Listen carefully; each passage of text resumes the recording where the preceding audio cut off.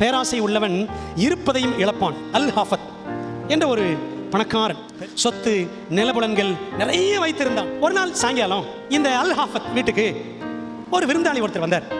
உலகத்தில் இன்னொரு பகுதியில் இத்தனை கற்கள் நிறைந்து கிடக்கிற நிலம் இருக்கிறது அப்படின்னு நான் கேள்விப்பட்டேன் அப்படின்னு சொல்லிட்டு அவன் போயிட்டான். உடனே இந்த அல் ஹாஃபத் நினைச்சானா, ஏண்ட இருக்கிற சொத்து பத்து எல்லாம் ஒண்ணுமே கிடையாதோ. என்ன பண்ணான், பேராசப்பட்டு தான் தெரிந்த நிலபுலம் சொத்து சுகம் எல்லாத்தையும் வித்துட்டான். வந்தவன் சொன்ன வளம் நிறைந்த நிலம் தேடி அலைந்து திரிந்து அப்படி ஒன்றும் அவனுக்கு கிடைக்கல. உலகமெல்லாம் சுத்தி பார்த்துட்டான், ஏன்னா எல்லாம் இழந்துட்டான்ல. கடைசியில கடலில் விழுந்து தற்கொலை செய்து கொண்டான். அவனுடைய நிலத்தை இன்னொருத்தன் வாங்கினான். ஒரு நாள் அவன் வாங்கின அந்த நிலத்துக்கு உட்பட்ட ஒரு பகுதியில் ரொம்ப ஆழமில்லாத நீரோடை, தண்ணீர் அப்படி தெளிவாக பளிங்கு போல தெரிஞ்சிச்சு. ரொம்ப சந்தோஷம் எனக்கு, அப்பா அவ்வளோ ஒரு நல்ல இடம் எனக்கு கிடைச்சிருக்கு சொல்லி சந்தோஷப்பட்டு ஏதோ ஒரு பொருள் அவனுக்கு அப்படியே மின்னுவது போல ஜொலிக்கிற மாதிரி தெரிஞ்சிச்சு. அதை எடுத்து பார்த்தா அது ஒரு பெரிய வைரக்கல்.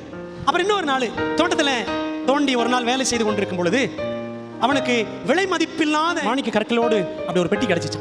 பாவம் இந்த அல் ஹாஃபத் அவன் விரும்பி தேடின செல்வங்கள் எல்லாம் எங்கே இருந்துச்சு, அவன் வச்சிருந்த நிலத்திலே இருந்துச்சு. இந்த பணம் பதவி புகழ் அப்படி இப்படின்னு வரும்பொழுது இன்னொருத்தன் சொல்றதெல்லாம் கேட்டவே கூடாது, கவனமா இருக்கணும். நமக்கு நல்லது சொல்ற மாதிரி சொல்லுவாங்க, அது கூட ஆண்டவர் சித்தமா அப்படின்னு சொல்லி என்ன செய்யணும், ஜெபிக்கணும். பேராசை உள்ளவன் இருப்பதையும் இழப்பான். நீதிமொழி 1:19. பொருளாசை உள்ள எல்லாருடைய வழியும் இதுவே. இது எது? இந்த பொருளாசை இது தன்னை உடையவர்களின் உயிரை வாங்கும்.